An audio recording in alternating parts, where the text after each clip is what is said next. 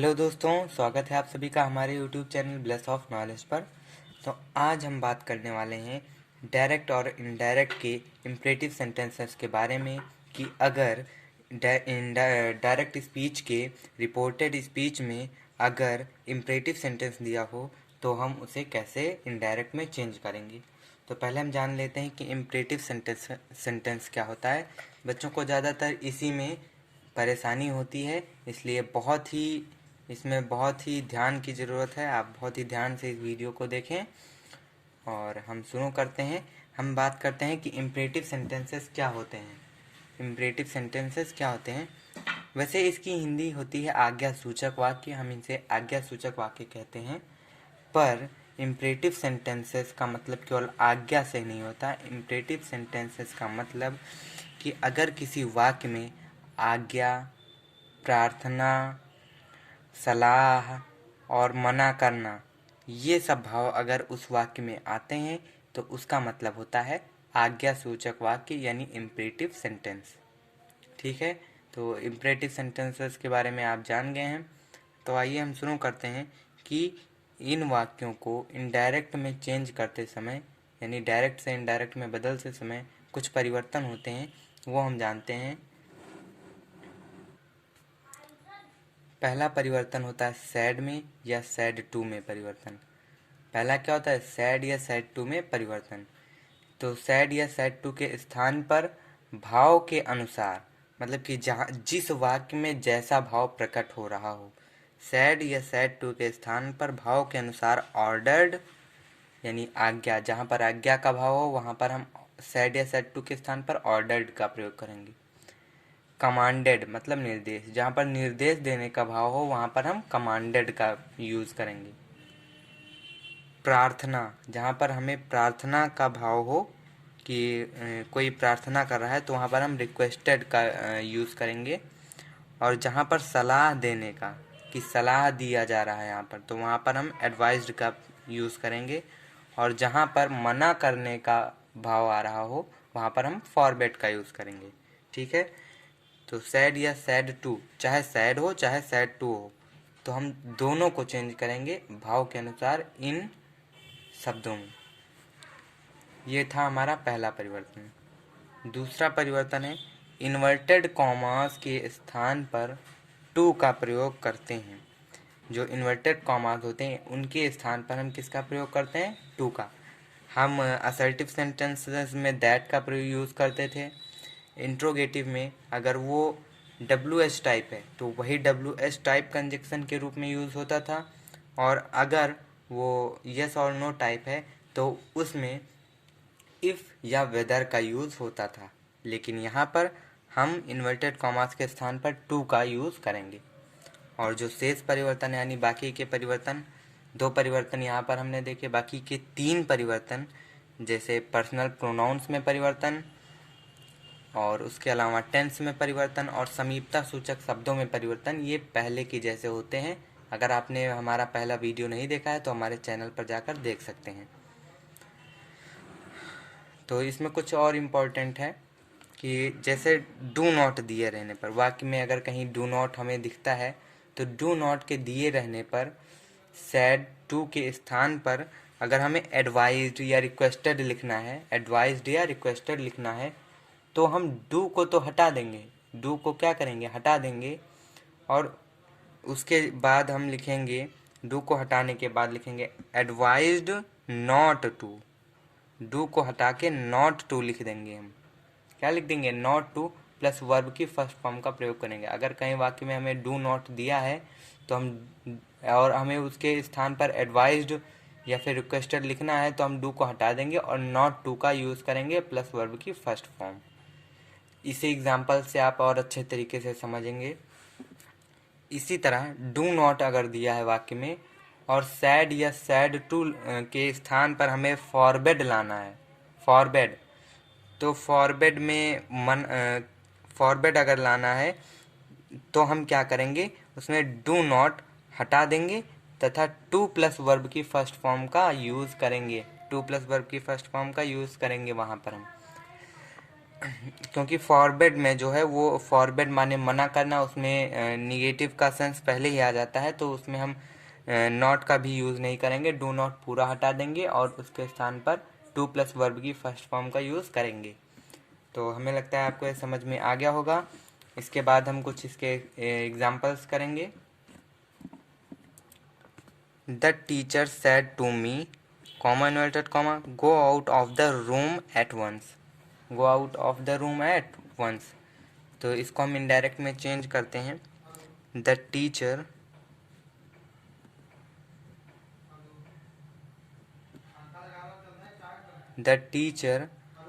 Sad to के स्थान पर हम क्या लिखेंगे? सैड टू के स्थान पर यहाँ पर हमें भाव आ रहा है कि यहाँ पर भाव आ रहा है कि the teacher said to me go out of the room at once. मतलब यहाँ पर हमें भाव आ रहा है कि टीचर हमें क्या करे, आदेश दे रही है।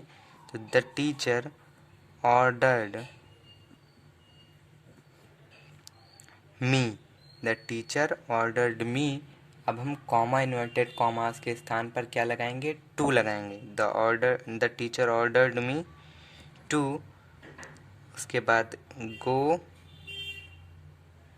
Out of the room at once. Go out of the room at once. The teacher ordered me to go out of the room at once. इसमें हमने क्या चेंजेस किए कि सेड टू के स्थान पर ऑर्डर्ड लिखा, कॉमा इन्वर्टेड कॉमास के स्थान पर क्या लिखा हमने? टू लिखा। उसके बाद go out of the room at once.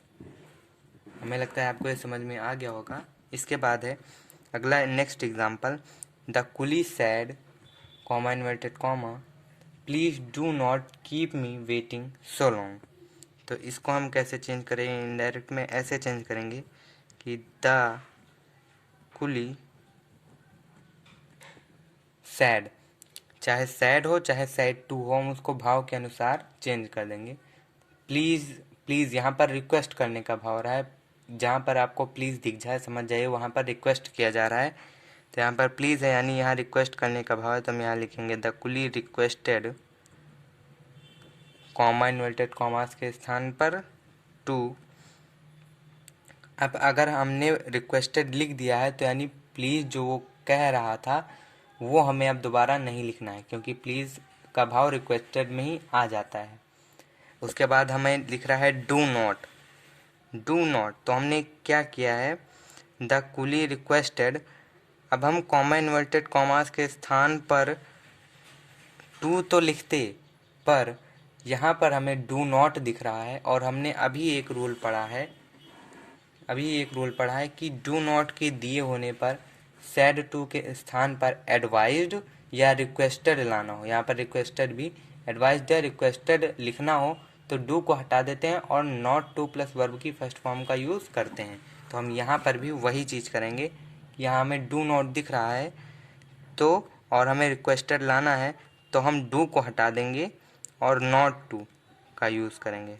The coolie requested not to keep me. Me क्या है? फर्स्ट पर्सन का प्रोनाउन है, ये सब्जेक्ट के अकॉर्डिंग चेंज होगा। सब्जेक्ट क्या है? द कुली, तो यहाँ पर हो जाएगा to keep him, to keep him waiting, to keep him waiting so long.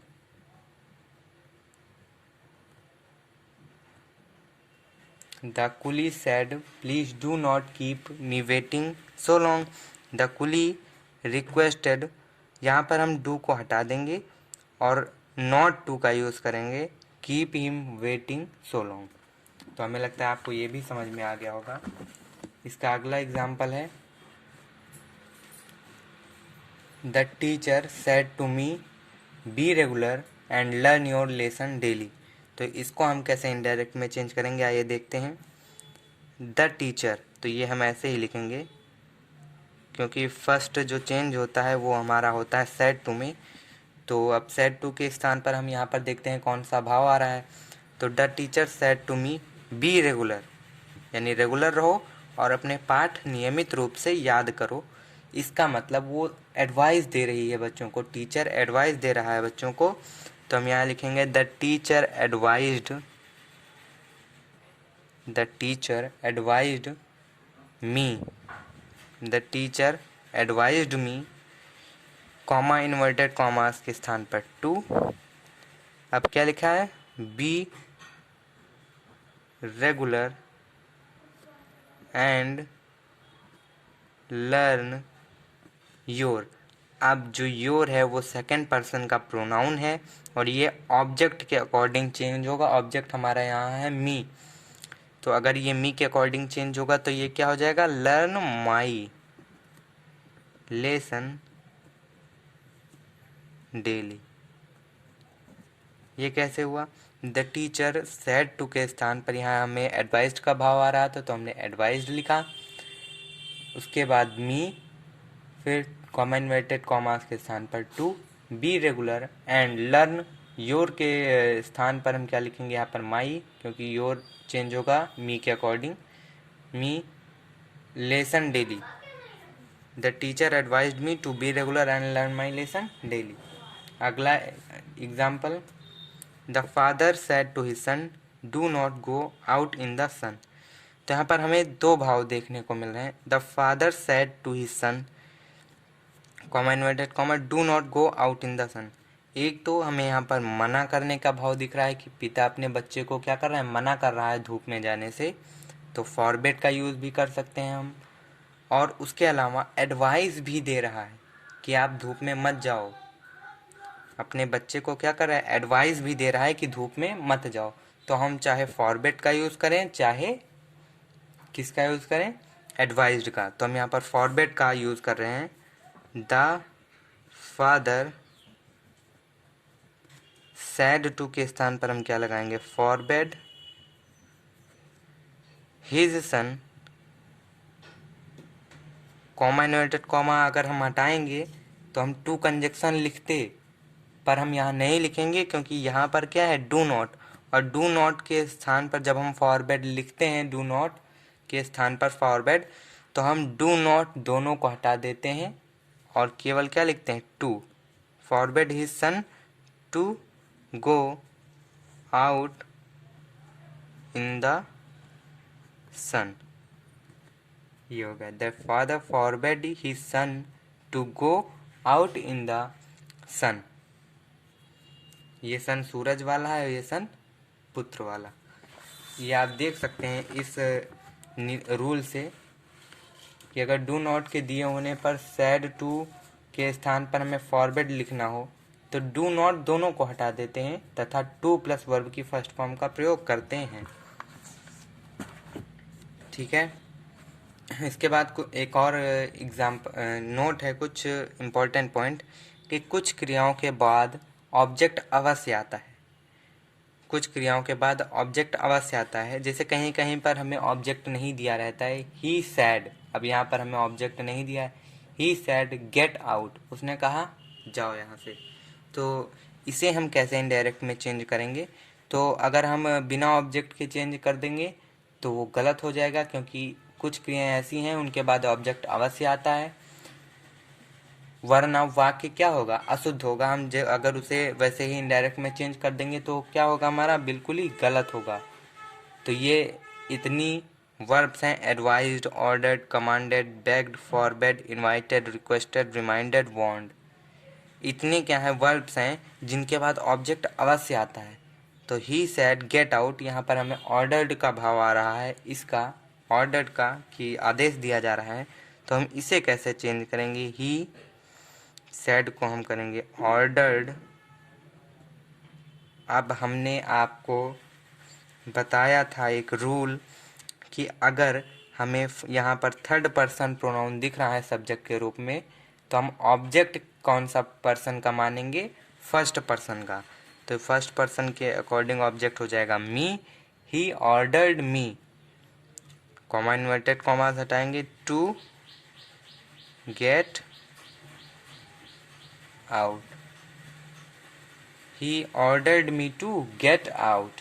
ये हो गया इसका इनडायरेक्ट फॉर्म। अब इसके बाद हमें लगता है आपको यहाँ तक समझ में आ गया होगा तो इसके बाद हम आपकी एक्सरसाइज के लिए कुछ सेंटेंसेस दिए दे रहे हैं, जिसे आप एक्सरसाइज कर सकते हैं घर पे। आप चाहें तो इसका स्क्रीनशॉट भी ले सकते हैं।